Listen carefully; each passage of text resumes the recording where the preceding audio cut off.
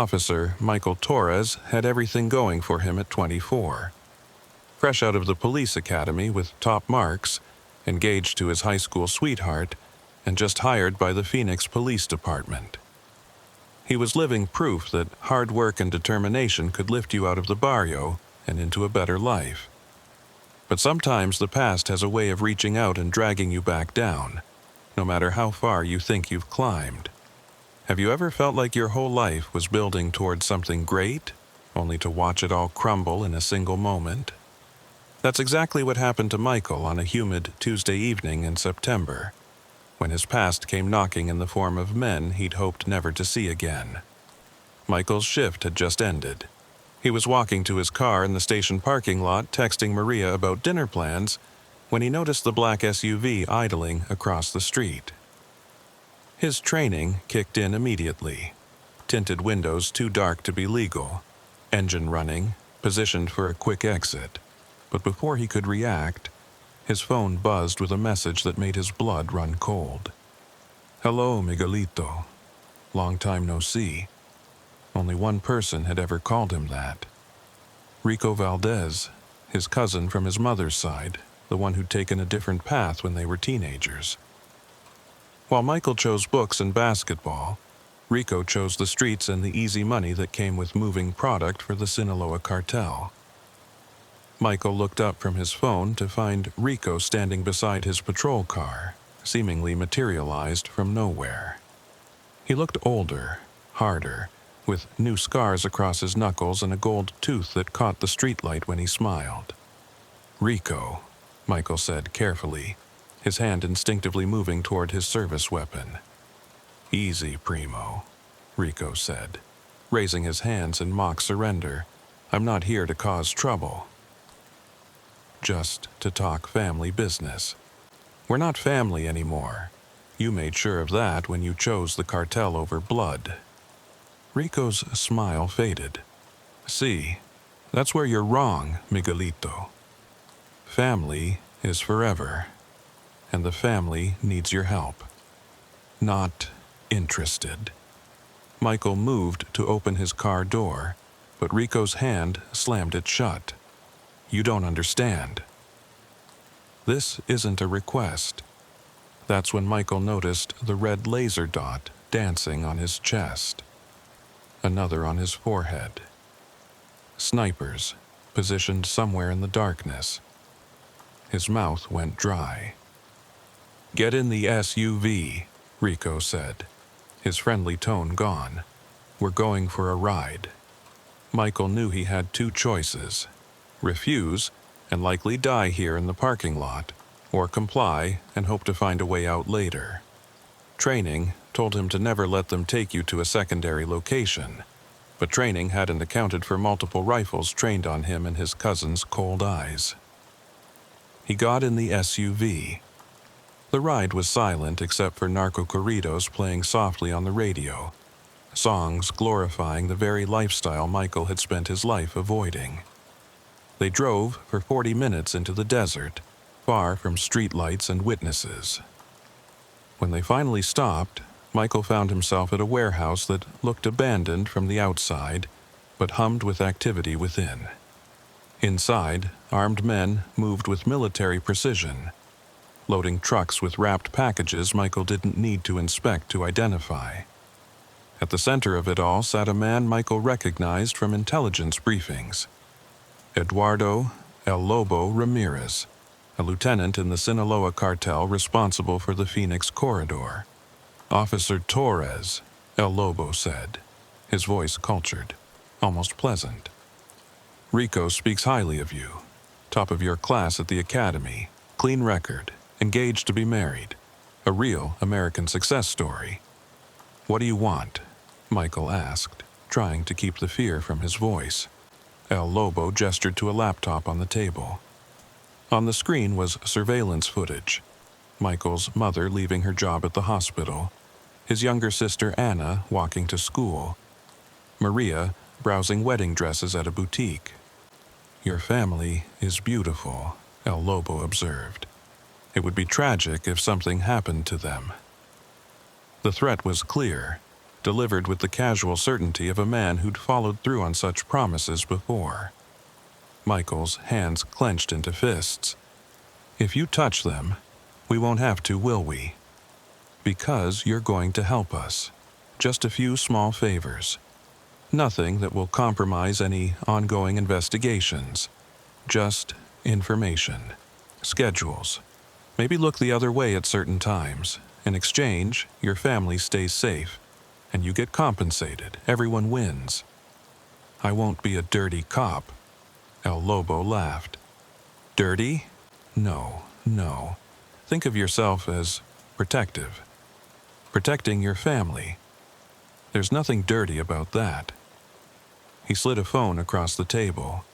"This is how we'll communicate. You'll receive instructions. Follow them, and life continues normally. Refuse." He shrugged. "Well, let's not explore that option." The ride back was a blur.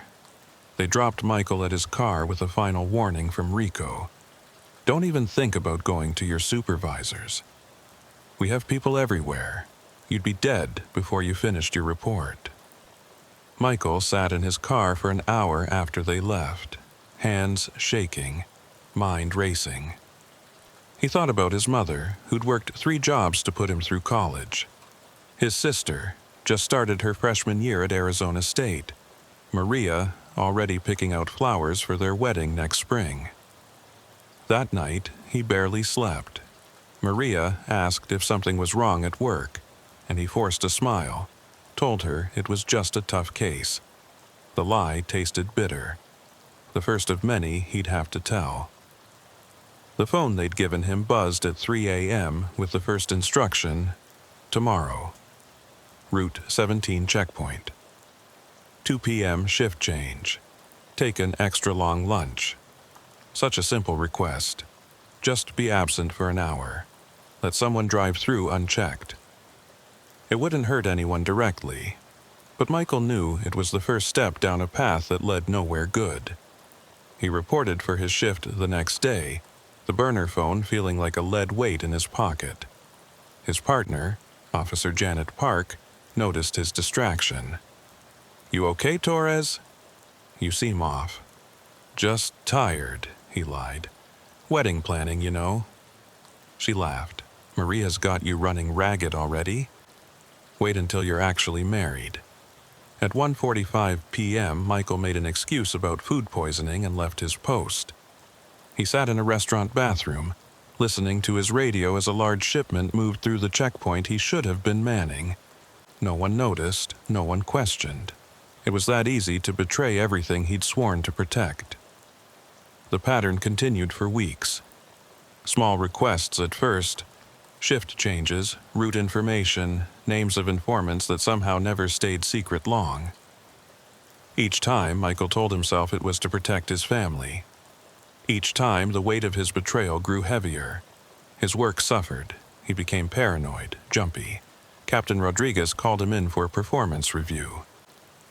"Torres, what's going on? You were one of our most promising rookies. Now you're distracted, making mistakes. Is everything all right at home?" "Yes, sir. Just adjusting to the job, I guess." Rodriguez studied him with the eyes of a cop who'd seen it all. "If something's wrong, if you're in some kind of trouble, you can talk to me. That's what I'm here for." For a moment, Michael almost broke. Almost told him everything. But then he remembered the red laser dots, his mother's face on that laptop screen, and he swallowed the truth. "Everything's fine, Captain. I'll do better." A month into his forced cooperation, the requests escalated. They wanted him to plant evidence on a rival dealer, to delete footage from an evidence room camera, to provide the home address of a witness. That last one broke something in Michael. The witness was a single mother who'd seen a cartel execution. If he gave up her address, she'd be dead within days. Her kids would be orphans. He stared at the request on the burner phone for hours.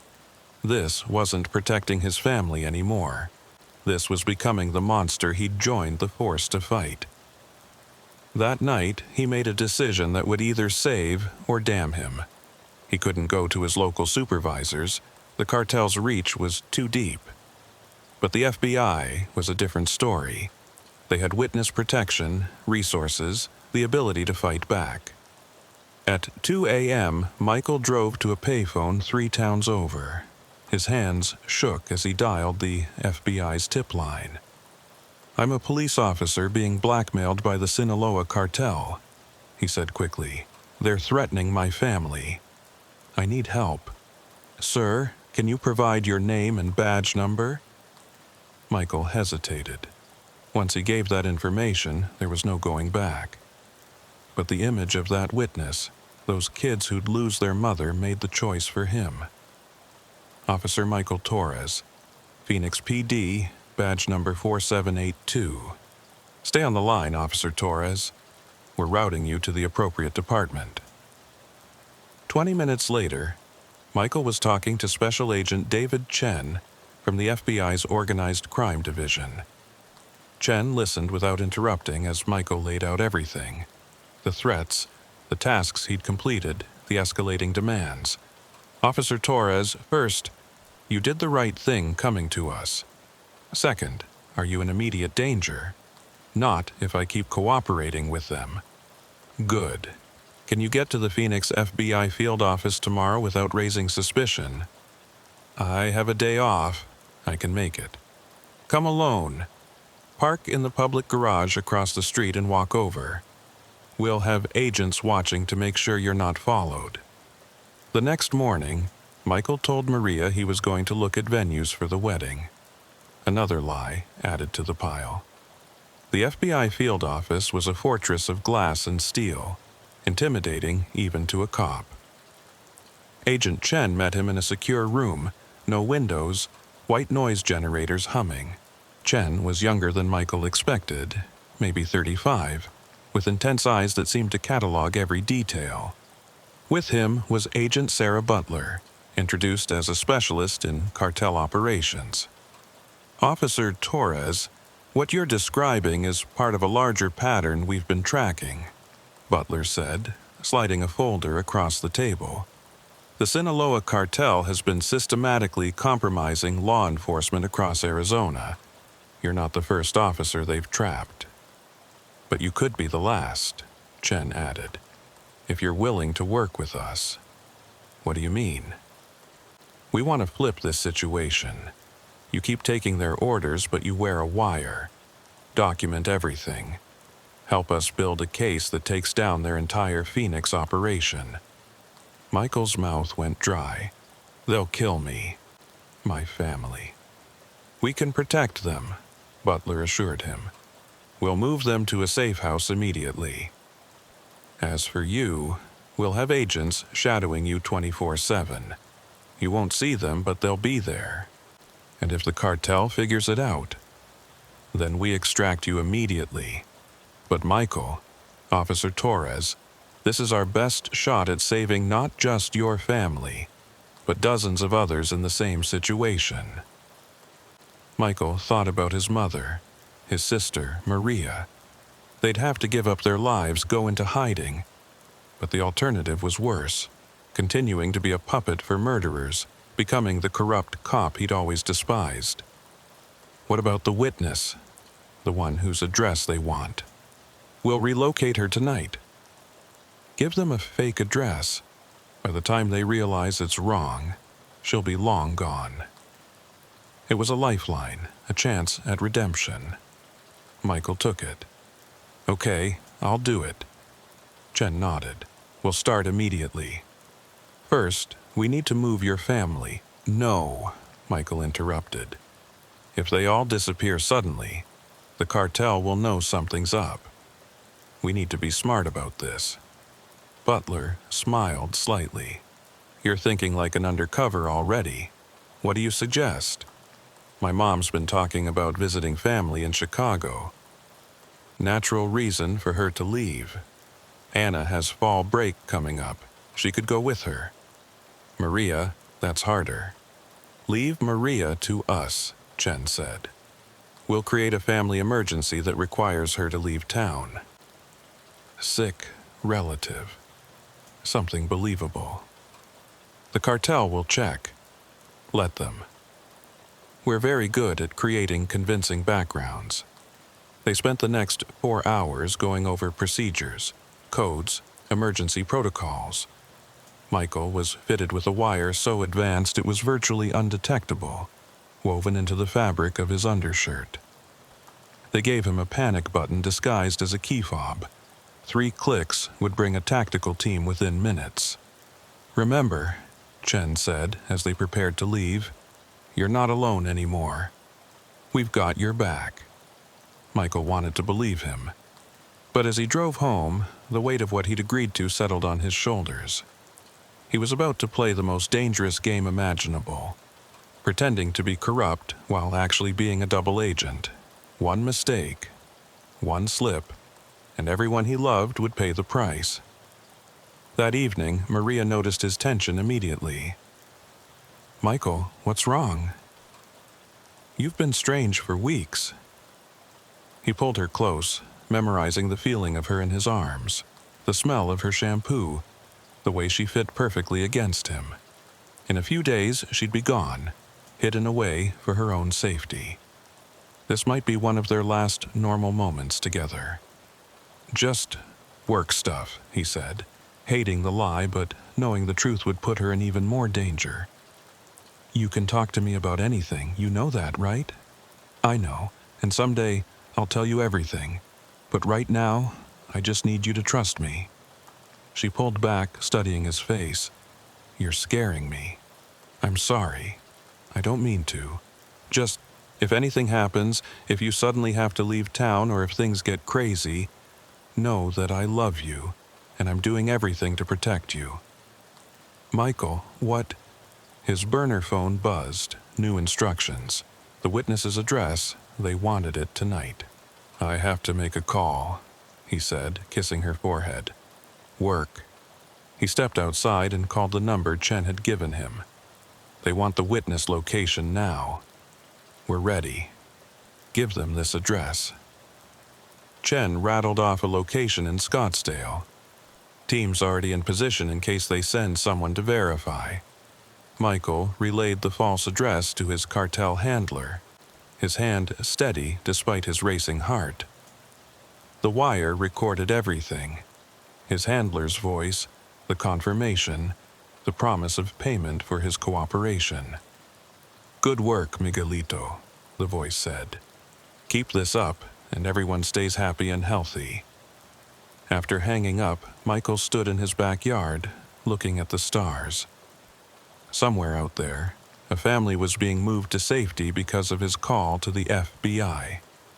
Somewhere else, cartel killers were heading to an empty house. And somewhere in between, Michael stood on a tightrope, balanced between salvation and damnation. The game had begun. The wire felt like fire against Michael's skin, even though Agent Chen assured him it was undetectable. 3 weeks into his role as a double agent, every moment felt like walking through a minefield. His mother and sister were safely in Chicago, believing they were visiting family. Maria had left for Denver to care for a sick aunt, an FBI creation so convincing that even her co-workers sent flowers. Have you ever lived every second expecting it to be your last?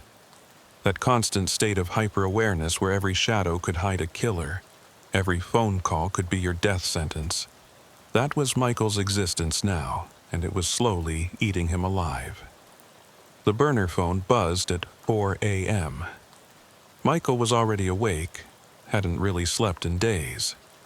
The message was brief. "Meeting tonight. Warehouse. Come alone." This was different. Usually, they gave him tasks remotely. Face-to-face meetings meant something big was coming. Michael immediately activated his secondary phone, sending a coded text to Chen. "Package delivery scheduled for tonight." Within minutes, Chen called back on the secure line. "We'll have Overwatch, full tactical team on standby. You remember the panic sequence. 3 clicks on the key fob. If anything feels wrong, you bail. Your life is more important than the case." Michael wanted to believe that was true, but he knew the reality. He was expendable. A necessary sacrifice if it meant taking down the cartel's operation. He'd accepted that the day he made the call to the FBI. That evening, Michael drove to the warehouse, his wire recording everything. The FBI's tracking device was hidden in his boot heel, another in his watch. Chen's team was out there somewhere in the darkness, invisible but present, at least he hoped they were. Inside, the warehouse was busier than before. El Lobo was there, but so were faces Michael recognized from intelligence photos, higher-ups in the cartel hierarchy. Something major was happening. Miguelito, Rico greeted him, but his usual swagger was replaced with tension. Big night tonight. What's going on? Transportation issue. We need a police escort. Michael's blood chilled. What? El Lobo approached, his expensive suit incongruous in the dirty warehouse. We have a special shipment coming through. Very valuable. Very important. We need someone to make sure it reaches its destination safely. I can't escort drug shipments. That's too visible, too risky. Not drugs, El Lobo interrupted. People. The room seemed to tilt. Human trafficking. They wanted him to escort human trafficking. 12 packages, El Lobo continued, using the dehumanizing term with casual cruelty. Young women. Already paid for.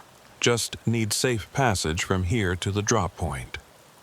Michael's hand instinctively moved toward his panic button but stopped. If he pulled out now, those 12 women would still be trafficked, just without his involvement. But if he stayed, if he played along, the FBI could intercept. "Where's the drop point?" he asked, his voice surprisingly steady.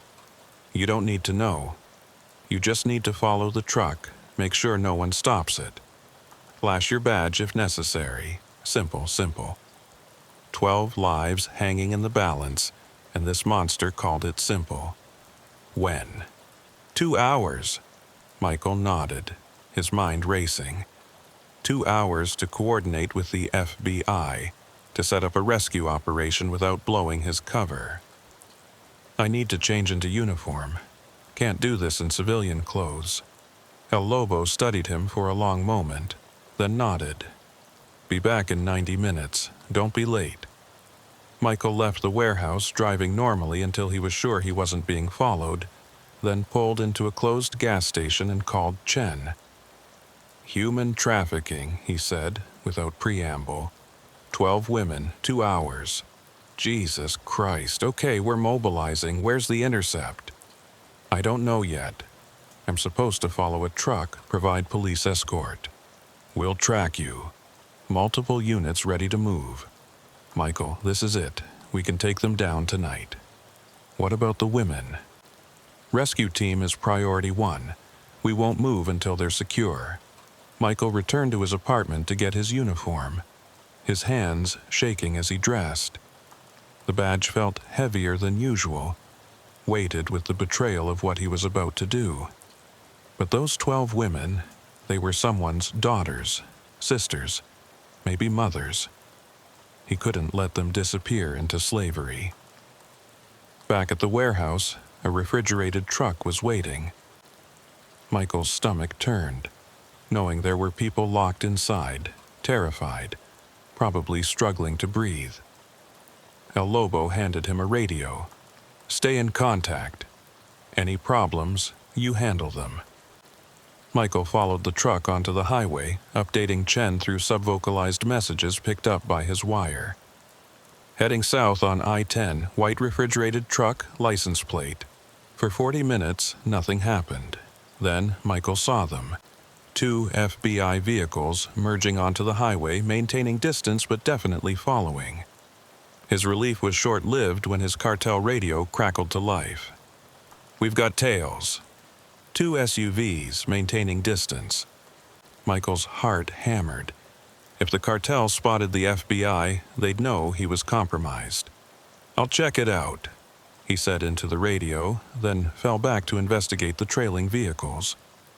He pulled alongside one of the FBI SUVs, making a show of running the plates. The agent inside, someone Michael didn't recognize, played it perfectly. Looking nervous, speeding up slightly as if trying to avoid police attention. Michael returned to his position behind the truck. "Just civilians," he reported. "Probably speeding, saw my unit, and got spooked." "Good. Stay alert." They were approaching the city limits when everything went wrong. A second truck appeared, identical to the first, then a third. They were splitting up, and Michael could only follow one. The cartel had anticipated law enforcement intervention and created decoys. 3 trucks splitting at Junction 42, Michael whispered urgently. Chen's voice in his earpiece. "We see them." Teams moving to intercept all 3.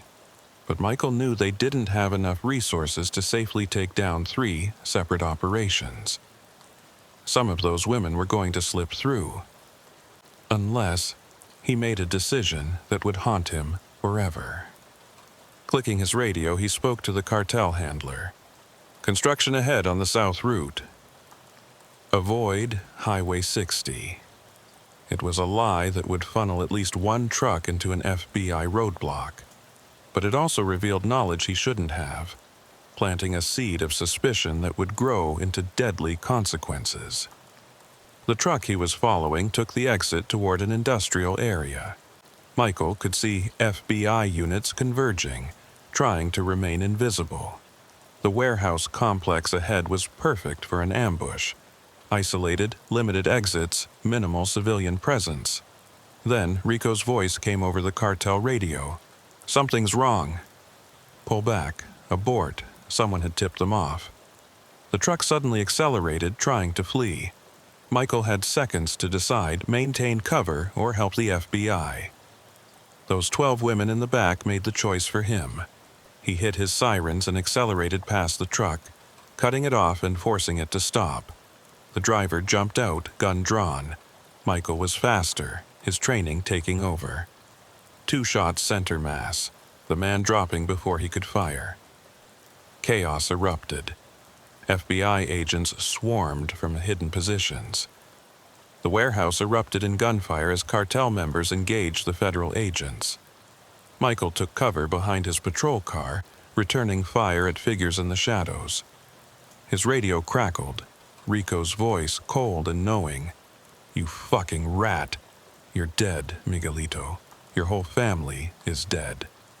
The threat sent ice through Michael's veins, but he kept fighting. The firefight lasted 7 minutes that felt like hours. When the smoke cleared, 8 cartel members were dead, 3 in custody.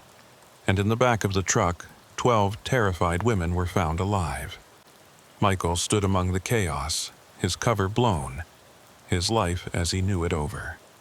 Agent Chen approached, tactical vest over his suit. "You did good, Torres. Those women are alive because of you. Rico knows. They all know. We're extracting you now. Safe house until we can..." The sniper's bullet took Michael in the shoulder, spinning him to the ground. Even as he fell, he heard Chen screaming for medical, saw agents scrambling for cover. But Michael's eyes were fixed on a figure standing on a distant rooftop, Rico, lowering a rifle, making a phone gesture with his hand. The message was clear. "We'll be calling." Michael woke up in a hospital room that definitely wasn't civilian. No windows, guards at the door, Agent Butler sitting beside his bed. "Welcome back," she said. "You've been out for 2 days. My family. Safe. We've moved them to protective custody. New identities ready to go. The women, all 12 rescued. 3 other trucks were intercepted thanks to your intel. Total of 37 victims saved. 37 lives. It should have felt like a victory, but all Michael could think about was Rico's promise of revenge. "This isn't over," he said. "No," Butler agreed. "But you're out. You've done enough. Time to disappear. Start fresh somewhere safe." They'll never stop hunting us. Maybe not. But the cartel took a massive hit tonight. El Lobo's in custody, turning state's evidence. The Phoenix corridor is compromised. You did that. Chen entered, carrying a tablet. Torres, you need to see this. On the screen was Rico, surrounded by federal agents in handcuffs. We got him an hour ago. Tried to flee to Mexico, but we were waiting. Michael felt a moment of relief, then saw Chen's expression. What aren't you telling me? He made a call before we grabbed him. To cartel leadership in Sinaloa. There's a price on your head, Michael. $5 million, $5 million.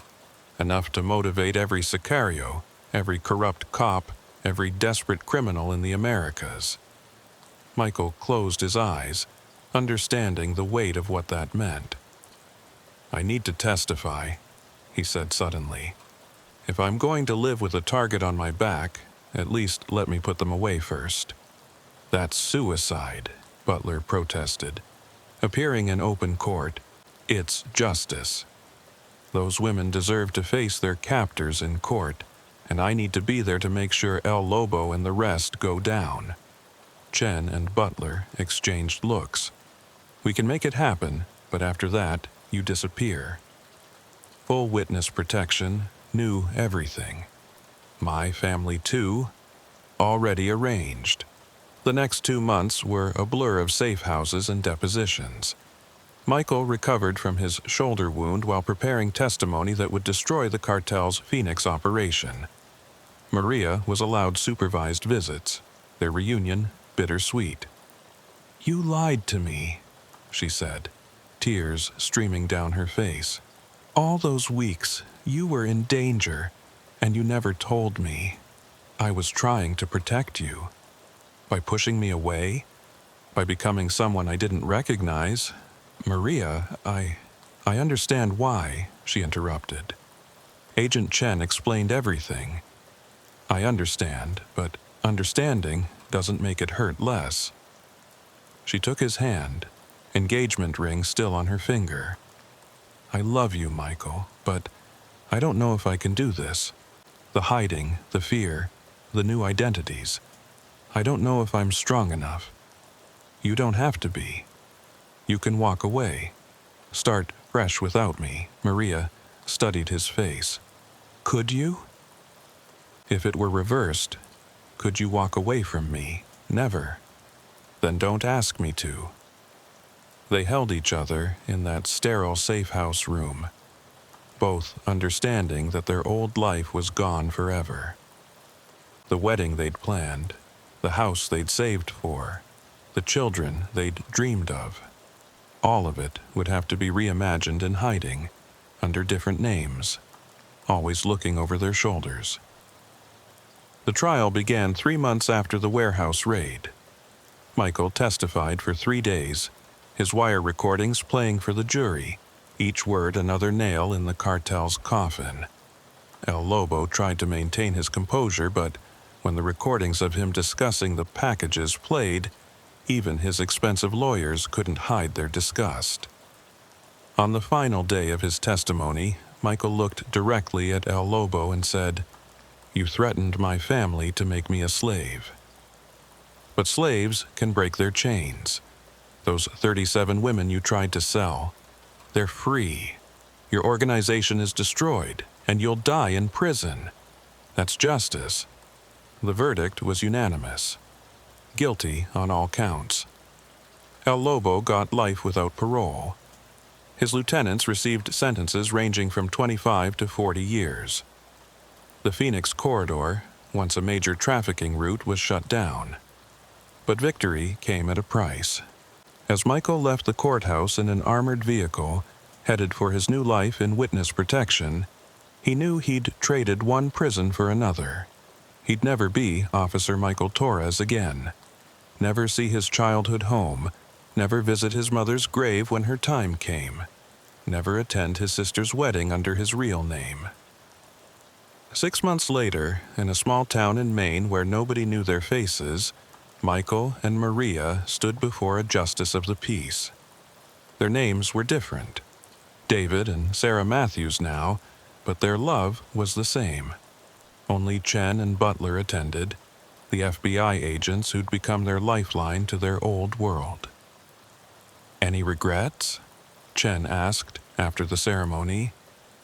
Michael thought about the 37 women who were free because of his choices, the cartel members rotting in prison, his family safe even if scattered, the wire recordings that had saved lives but cost him his own. "No regrets," he said, pulling Maria close. "Just consequences." But the story wasn't over. The cartel has a long memory, and $5 million buys a lot of patience. 2 years in witness protection had taught Michael, now David Matthews, that paranoia wasn't a disorder but a survival skill. Every unfamiliar face in their small Maine town could be a sicario. Every car that drove by their house twice might be surveillance. The $5 million bounty on his head had turned everyday life into a minefield of potential threats. You think you know fear? Try living every moment knowing that your death would make someone rich beyond their dreams. Try kissing your wife goodbye each morning, wondering if it's the last time. That was Michael's reality, and it was slowly poisoning everything he'd fought to protect. The town of Millbrook, Maine, population 8,000, was supposed to be perfect cover. Close enough to the Canadian border for a quick escape, small enough that strangers stood out, but large enough to blend in. Michael worked at a hardware store. Maria taught Spanish at the local community college. They had a small house with a vegetable garden, neighbors who waved but didn't pry. It should have been peaceful, but peace was an illusion when the cartel's reach extended everywhere. The first sign something was wrong came on a Tuesday morning in October. Michael was opening the hardware store when he noticed it. Fresh scratches on the lock. Someone had tried to pick it during the night. He checked the security footage, but the camera had been spray-painted black around 2 a.m. He called Chen immediately using the emergency line. "Could be random," Chen said, though his tone suggested he didn't believe it. "Local crime, kids maybe. Kids don't disable cameras before attempting entry. This was professional. We'll increase surveillance." "Any other indicators?" Michael thought about the Hispanic man who'd been in the store 3 times that week, never buying anything, just browsing. The car with Arizona plates he'd seen parked near the community college where Maria worked. Little things that might mean nothing or everything. Maybe. I'm not sure. Trust your instincts, David. You've kept yourself alive this long by being careful. That night, Michael sat Maria down in their kitchen, curtains drawn, white noise app running on his phone to defeat any potential listening devices. "We might need to run," he said quietly. Maria's hand went to her stomach, a protective gesture that had become habit over the past month. She was 8 weeks pregnant, a miracle they'd thought impossible given their stress and constant fear. Now that miracle felt like a vulnerability. "Are you sure?" she asked. "No, but I'd rather be wrong and alive than right and dead." They'd practiced this. Go bags always packed, escape routes memorized, false identities ready. But Maria's pregnancy complicated everything. Travel would be harder.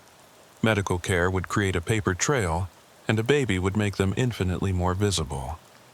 "Maybe I'm being paranoid," Michael admitted. But the window shattered. Michael threw himself over Maria, pulling her to the floor as automatic weapon fire tore through their kitchen. Plates exploded, cabinets splintered, their refrigerator sparked and died. Michael crawled toward the hall closet where he kept a shotgun. Maria, behind him, both covered in glass and debris. The firing stopped. In the silence, they heard footsteps on the porch. Multiple sets. Michael pumped the shotgun, knowing it wouldn't be enough against what was coming. "Back door," he whispered. "Run to the Petersons' house, call 911. Not without you. Go!" Protect our baby!" Maria ran as the front door exploded inward. Michael fired, catching the first man's center mass, then rolled as return fire shredded the wall where he'd been. He could hear sirens. The neighbors had called the police. But in a town this small, response time would be minutes they didn't have. The second attacker rounded the corner. Michael's shot went wide, but it forced the man back. He heard glass breaking upstairs. More were coming through the windows. He was outnumbered, outgunned, about to die in this house he'd tried to make a home. Then he heard it, Maria's scream from outside. Rage overtook training. Michael burst from cover, charging toward the back door. A figure in black was dragging Maria towards a van. Michael didn't hesitate, firing his last shell into the man's back. Maria fell free, scrambling away. But Michael had exposed himself. The bullet took him in the chest, spinning him down. As his vision darkened, he saw Maria running toward him, saw more figures emerging from the van, saw his death approaching in the form of men with cartel tattoos. The sirens were louder now. So close. Not close enough.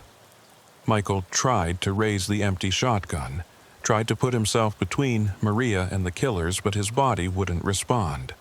Blood spread beneath him, warm and inevitable. That's when the FBI tactical team arrived. The van exploded in a burst of flashbang grenades and smoke. Agents in full tactical gear swarmed the property, engaging the sicarios in a firefight that lit up the quiet Maine night. Michael watched through fading vision as the cartel killers were cut down or surrendered, as Maria was pulled to safety by agents, as Chen appeared above him, applying pressure to his wound. "Stay with me, Torres," Chen commanded. Medevac's 2 minutes out.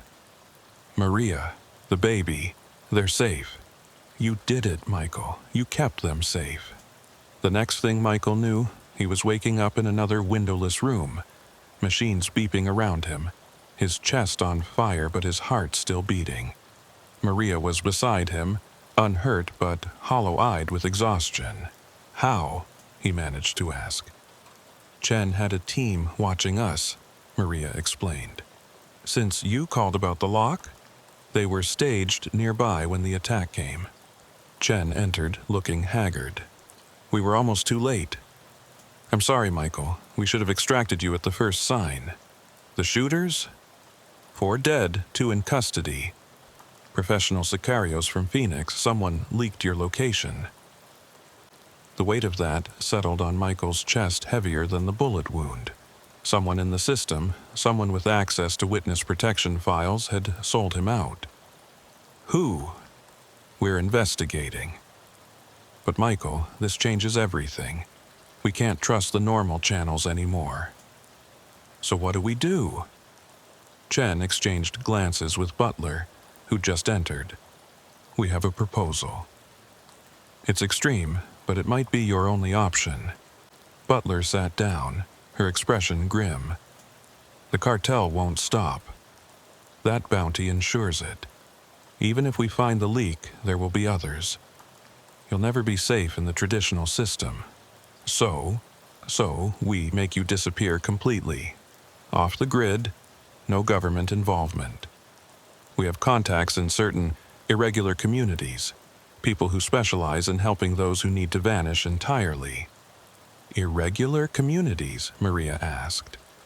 "Former intelligence operatives, special forces, people who've made careers of being invisible. They can teach you, hide you, give you skills to survive outside any system."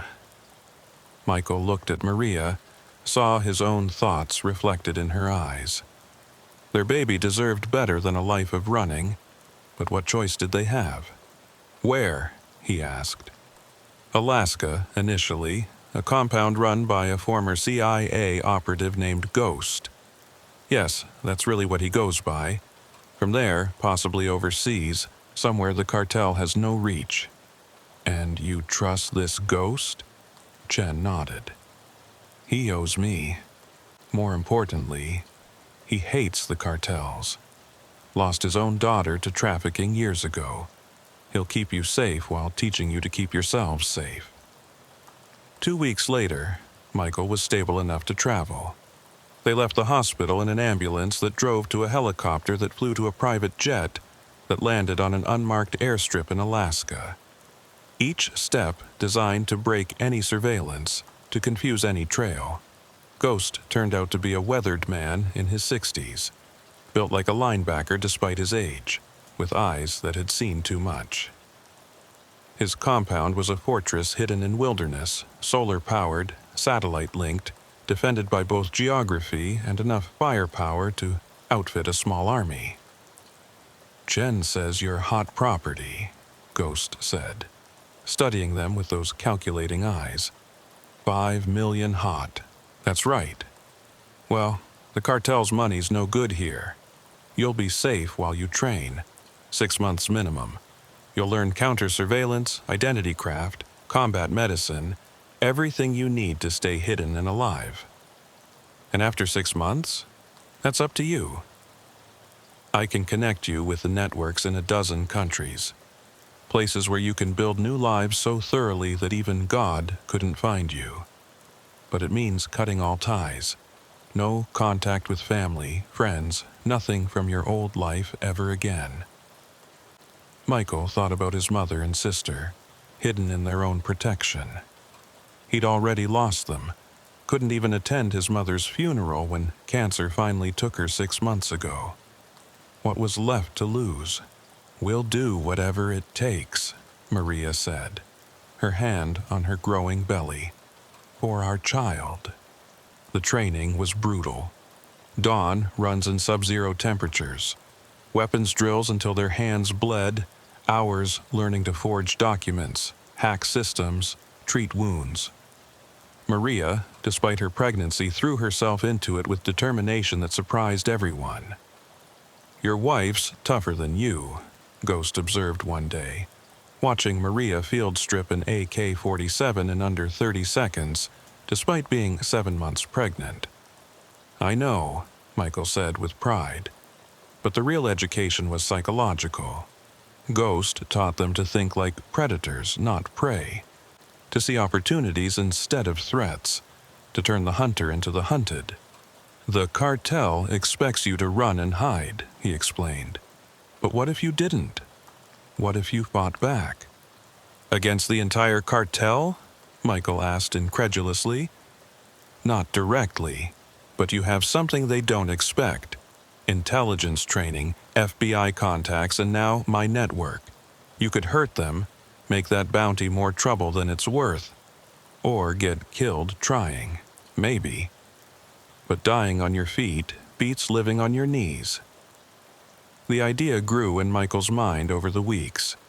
He'd been reactive since this began, always defending, never attacking. But what if Ghost was right? What if the best defense was an offense? The opportunity came sooner than expected. One of Ghost's intelligence contacts reported that El Lobo, despite his life sentence, was still running operations from prison through his lawyer. More importantly, he was actively coordinating the hunt for Michael, using contraband phones to direct sicarios. "He's the head of the snake," Ghost said. "Cut it off, and the body might stop moving long enough for you to disappear properly." "He's in federal maximum security," Chen protested when Michael called him with the idea. "You can't get to him." "I don't have to," Michael replied. "I just have to get to his lawyer." The plan was insane, but insanity had become Michael's normal. The lawyer, Vincent Calabrese, visited El Lobo weekly. He was the conduit for orders, the bridge between the imprisoned leader and his scattered soldiers. Take out that bridge, and El Lobo would be truly isolated. "You're talking about murder," Chen said flatly. "I'm talking about self-defense. Calabrese is actively coordinating attempts on my life. He's a combatant. The law doesn't see it that way. The law isn't keeping me alive." Chen was quiet for a long moment. "I can't help you with this. You understand that? If you do this, you're on your own." I've been on my own since the moment Rico put that gun to my head. But Michael had no intention of killing Calabrese. Death would make him a martyr, might even intensify the hunt. Instead, he had something better in mind. The same weapon the cartel had used against him: leverage. Through Ghost's network, Michael learned everything about Calabrese. The man had 2 daughters at Columbia University, a wife who ran a charity, a reputation to protect. More importantly, he had secrets: offshore accounts, tax evasion, connections to judges he'd bribed. Information that could destroy him. "You're going to blackmail him?" Maria asked when Michael explained. "I'm going to give him a choice: stop facilitating the hunt for us, or lose everything. And if he refuses, then we release everything to the FBI, the IRS, the media. His life ends, just not with a bullet." Maria, now 8 months pregnant, studied her husband. "You've changed." "I've adapted." "Is that bad?" "No," she said, feeling the baby kick. "It's necessary." The approach to Calabrese required Michael to return to the lower 48, the most dangerous thing he could do. But Ghost had taught him well. New identity, altered appearance, different gait, even contact lenses that changed his eye color. He was a ghost himself now. He intercepted Calabrese in the parking garage of his Denver office building. The lawyer reached for his panic button, but Michael was faster, pressing a taser to his neck. "Relax, counselor. I just want to talk." "Torres," Calabrese gasped. "You're crazy to come here." "Maybe, but you're going to listen." Michael handed him a tablet showing bank records, photographs, transcripts. "Everything about your dirty dealings. One click and it goes to every law enforcement agency and media outlet in the country." Calabrese's face went pale as he scrolled through the evidence. "What do you want?" "Call off the hunt. Tell El Lobo I'm dead. Stop coordinating the sicarios. He'll kill me if I lie to him." "Maybe, but I'll definitely destroy you if you don't. Your choice. This is blackmail. This is survival. You people turned me into this. Now you get to live with the consequences." Michael left Calabrese shaking in his Mercedes, knowing the man would comply. Greed and self-preservation would win over loyalty to El Lobo. 3 weeks later, Maria gave birth to their son in Ghost's medical facility. They named him David, after the identity that had kept them safe. As Michael held his son for the first time, he thought about the price of this moment. The bodies left behind, the laws broken, the man he'd had to become. "Any regrets?" Maria asked, echoing Chen's old question. Michael looked at his son's innocent face, then at his wife who'd stood by him through hell, then thought of the 12 women saved from trafficking, the 37 total victims freed, the future victims who'd been spared because the Phoenix corridor was closed. "No regrets," he said, "just choices." But the story still wasn't over. The cartel might stop actively hunting them, but Michael had made other enemies now, and in the shadows of Ghost's compound, he began planning not just survival but something more ambitious, a way to end this permanently. 6 months after his son's birth, Michael Torres, now fully transformed into someone even he barely recognized, stood in Ghost's communication room staring at intelligence that changed everything. The encrypted message from Chen was brief but devastating. El Lobo escaped during prisoner transport. 8 guards dead. He's coming for you. You think you understand vengeance? Try imagining a man who's lost everything. His empire, his freedom, his power, and has nothing left but rage and resources hidden in places the FBI never found. That was El Lobo now. and he was hunting with the single-minded focus of his namesake wolf. Maria was teaching little David to crawl when Michael told her. She absorbed the news with the stoic strength she'd developed over their years of running. "So we run again?" she asked, though her tone suggested she already knew the answer. "No," Michael said quietly. "I'm done running. Michael, if we run now, we'll run forever. David will grow up in fear, always looking over his shoulder. That's not a life. And if you fight, if you lose, then at least he grows up knowing his father didn't die on his knees." Ghost agreed with the assessment when Michael presented his plan. El Lobo's different now. Prison changed him, made him more savage. He's not thinking like a businessman anymore. This is personal. He won't stop until one of you is dead. I know. That's why I need to control where and when we meet. You're talking about using yourself as bait. I'm talking about ending this on my terms. The plan Michael developed over the next 2 weeks was elegant in its simplicity and devastating in its requirements. He would leak his own location, draw El Lobo in, and ensure the FBI was ready to respond. But this time, he wouldn't just be wearing a wire. He'd be broadcasting everything live, streaming it to multiple servers, making it impossible for corruption or cartel influence to bury the truth. "You're planning to die," Maria said when she understood the full scope. "I'm planning to win. Those aren't mutually exclusive." Her voice broke. "Our son needs a father. Our son needs a future without fear. I can give him that." They argued for hours, Maria alternating between rage and tears. But eventually she understood what Michael had learned in his transformation from cop to survivor to something else entirely. Sometimes the only way to protect what you love is to stop defending and start attacking. Chen was horrified when Michael contacted him with the plan. "This is suicide, Torres. Let us handle El Lobo. We'll find him.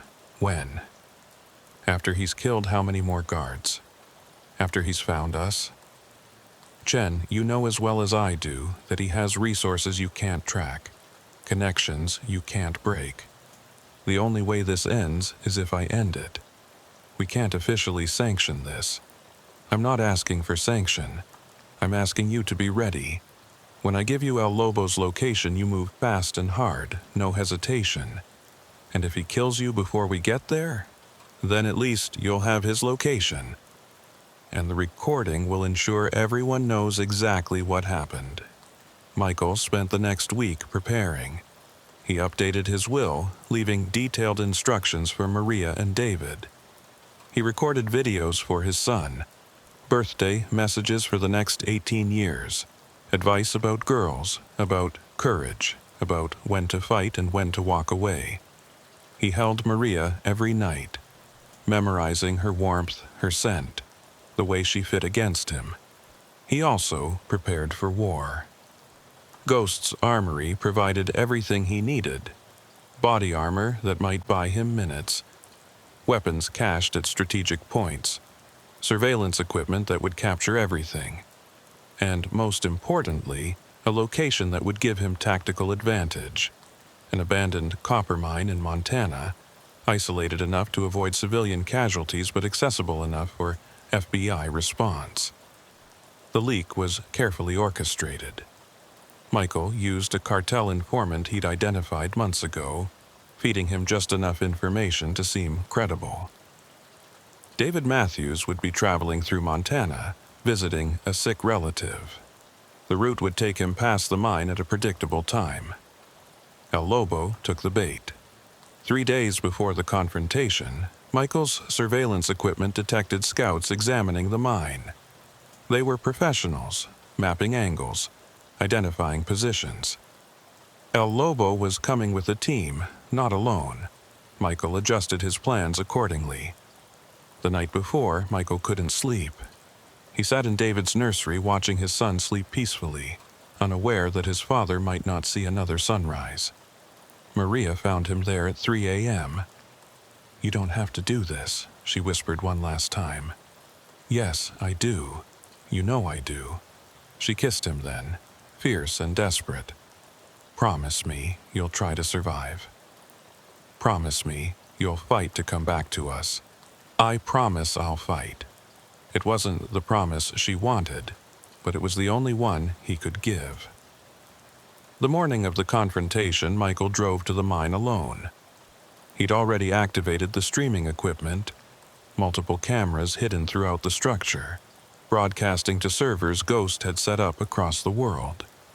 Chen and his team were positioned 40 minutes away, close enough to respond, far enough to avoid detection. Michael wore the wire-like armor beneath his actual armor, every word being recorded, transmitted, preserved. He took position in the mine's main chamber, a vast space with multiple levels, plenty of cover, and only 2 viable entrances. He'd chosen his battlefield well. El Lobo arrived at sunset, the dramatic timing intentional. Michael watched through hidden cameras as 3 vehicles approached. 12 men, all armed, all cartel soldiers. El Lobo himself looked different. Prison had aged him, turned his expensive suits into tactical gear, his businessman's bearing into a predator's prowl. "I know you're watching, Torres," El Lobo called out, his voice echoing through the mine. "I know you're recording." "Good. I want the world to see what happens to rats." Michael activated his microphone. 12 men for 1 cop? You must be scared. Not scared. Thorough. You've proven surprisingly hard to kill. Your men in Maine would agree. Oh wait, they can't. They're dead. El Lobo laughed, a sound like breaking glass. "You think you're a warrior now? You're just a corrupt cop who betrayed everyone, your badge, your friends, even your fellow criminals. Nobody mourns a rat, Torres. Those 37 women I saved might disagree. Whores and addicts. Their lives mean nothing. Every life means something. That's the difference between us." Michael knew El Lobo was positioning his men while they talked, surrounding the chamber, cutting off exits. But Michael had prepared for this, had turned the mine into a killing field where numbers meant less than position and preparation. "You know what the funny part is?" El Lobo continued, his voice closer now. "Your family isn't even safe. Oh, I know about Alaska, about Ghost, about your son. Did you think throwing away your life would protect them? I have men heading there now." The words hit Michael like physical blows. If El Lobo knew about Alaska, "You're lying." "Am I?" "Your wife Maria teaching the boy to crawl. Sweet scene.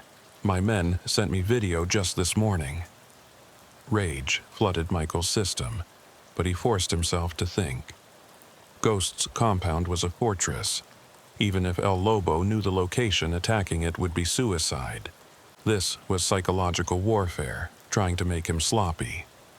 "Then you know Ghost will turn your men into fertilizer." "Maybe. But some will get through. And even if they don't, I have time. Years. Decades. Your boy will grow up, leave that compound eventually. And when he does, you'll be dead or in prison. Or I'll be waiting. Patient like a wolf." The first attack came without warning. Flashbang grenades thrown into the chamber from multiple directions. Michael had anticipated this, wearing protective gear, positioning himself where the effects would be minimized. As El Lobo's men rushed in, Michael opened fire from his elevated position. The mine became a war zone. Michael's preparation paid off. He'd created fatal funnels where attackers had to expose themselves, had cached weapons so he was never without firepower, had memorized every angle and shadow. 3 sicarios fell in the first exchange, but there were too many, and they were too well trained. Michael took a bullet in the thigh, another grazing his shoulder. He fell back to his secondary position, leading them deeper into the mine where he'd prepared more surprises. "You're just delaying the inevitable," El Lobo called out. "But I respect the effort. You've become quite the killer, Torres. The badge would be ashamed." The badge never faced men like you. Michael triggered one of his prepared charges, collapsing a section of tunnel and trapping 2 more sicarios. But the explosion also damaged his escape route. He was committed now. Win or die in this chamber. The firefight continued for 20 minutes that felt like hours. Michael's training, both from the police academy and Ghost's compound, kept him alive longer than should have been possible. But mathematics were against him. For every sicario he dropped, 2 more seemed to take their place. When his ammunition ran low, when his wounds made movement agony, when El Lobo himself finally entered the chamber flanked by his remaining men, Michael knew the end was near. But he had one last card to play. "Chen," he said clearly, knowing the wire was still transmitting. "Now would be good." El Lobo laughed. "The FBI? They're 40 minutes away, my friend. You'll be dead in 2. Maybe. But you'll be on camera the entire time. Everything recorded, transmitted, impossible to deny or bury. You think I care about cameras? No, but your lawyers will when this is used in court." El Lobo stepped closer, his weapon trained on Michael's chest. "There won't be a court. Just a dead rat in an abandoned mine." That's when Michael smiled, blood on his teeth. "You're right about one thing. There will be a dead man in this mine." He triggered the dead man's switch he'd been holding, the one connected to charges throughout the mine's support structure. El Lobo had a second to understand before the world exploded. The mine's collapse was catastrophic. Tons of rock and earth crashed down, burying everyone inside. Michael's last thought was of Maria and David, hoping they would understand, hoping his sacrifice would buy them the freedom he'd promised. But the story didn't end with the collapse. Michael's cameras had transmitted everything. The FBI arrived to find the mine's entrance sealed by rubble.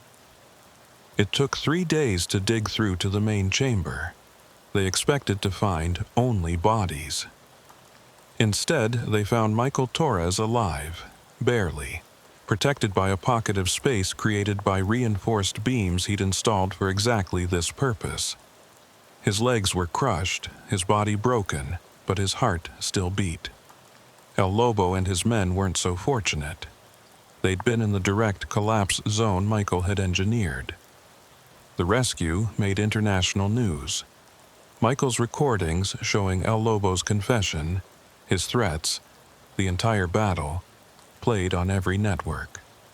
The public finally understood the full scope of what one officer had endured, sacrificed, and survived. Michael would never walk again. The damage to his legs was too severe. But as he lay in the hospital, Maria and David beside him, he felt something he hadn't experienced in years. Peace. "The bounty?" he asked Chen. "Withdrawn. El Lobo's death ended it, and his replacement wants nothing to do with you. You're too public now, too dangerous to touch. Any move against you would bring the full weight of law enforcement down on them. So it's over?" "It's over." Michael looked at his son, now taking his first wobbling steps between his wheelchair and Maria's arms. He might never walk with his boy, never teach him to ride a bike or play basketball. But David would grow up free, without fear, without looking over his shoulder. The wire recording from the mine became evidence in dozens of cartel prosecutions. The 37 women Michael had saved testified about their rescue. The Phoenix corridor remained closed, saving countless future victims. At the ceremony where Michael received the FBI's Medal of Valor, Director himself spoke. "Officer Torres represents the best of law enforcement, the courage to stand against evil, no matter the cost. His wire recordings didn't just save 12 lives that night in the warehouse. They saved hundreds, maybe thousands, who would have been trafficked through those routes. Michael rolled his wheelchair to the podium, David on his lap, Maria beside him. He looked out at the audience, fellow officers, survivors he'd saved, even some who'd doubted him during his time undercover. "I was asked once if I had any regrets," he said, his voice strong despite everything. "I said no then, and I say no now. Every scar, every sacrifice, every moment of fear was worth it. Because sometimes, the only way to protect and serve is to stand and fight no matter the cost. But the real heroes aren't just those who wear badges or wires. They're the families who stand by us, who endure the fear and uncertainty. They're the agents who refuse to give up even when everything seems lost. They're the survivors who find the courage to testify, to speak truth against power." He looked down at David, who was playing with his medal. "And they're the next generation, who will grow up in a world with fewer monsters because some of us chose to fight them."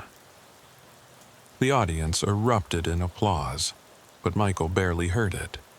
He was watching his son's face, seeing Maria's proud tears, feeling the weight of his broken body and fulfilled purpose.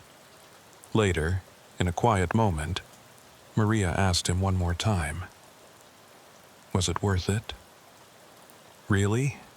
Michael thought about the journey, from that first night when Rico appeared in the parking lot, through the fear and betrayal, the wire recordings that had sent dozens to prison, the mine that had nearly been his tomb but became El Lobo's instead. "Ask me when David's older," he said. "When he can walk down any street without fear, when he can become whoever he wants to be. Ask me then. What do you think you'll say?" Michael took her hand with one of his and ruffled David's hair with the other. That every broken bone was worth his freedom. That the wire I wore wasn't just recording crimes, it was recording a promise. A promise that some things are worth dying for, but more importantly, some things are worth living for, even if that life is hard. The FBI offered to maintain their protection indefinitely, but Michael declined. The threat was over. The recordings had ensured that. For the first time in years, they could use their real names. A year later, Michael Torres opened a small security consulting firm, advising other law enforcement agencies on cartel tactics and protection protocols. He couldn't walk, but he could teach, could share the hard-won knowledge that had kept him alive. Maria returned to teaching, not Spanish, but self-defense classes for women. She'd learned too much about vulnerability and strength to keep it to herself, and David grew up knowing his father was a hero who'd sacrificed his body but not his soul, who'd worn a wire that recorded not just crimes but courage, who'd saved 12 lives that night but many more through his continued testimony and teaching. The wire that had started as a chain around Michael's chest had become a lifeline for others, and in the end, that made every moment of fear, every drop of blood, every sacrifice worth it. Because Officer Michael Torres had done what he'd sworn to do the day he put on the badge, protect and serve, no matter the cost. And the cost had been everything. But the reward, his son's laughter, his wife's love, the knowledge that 37 women were free because of his choices, that reward was beyond price. The wire had saved 12 lives that night in the warehouse. But in the end, it had saved Michael Torres too.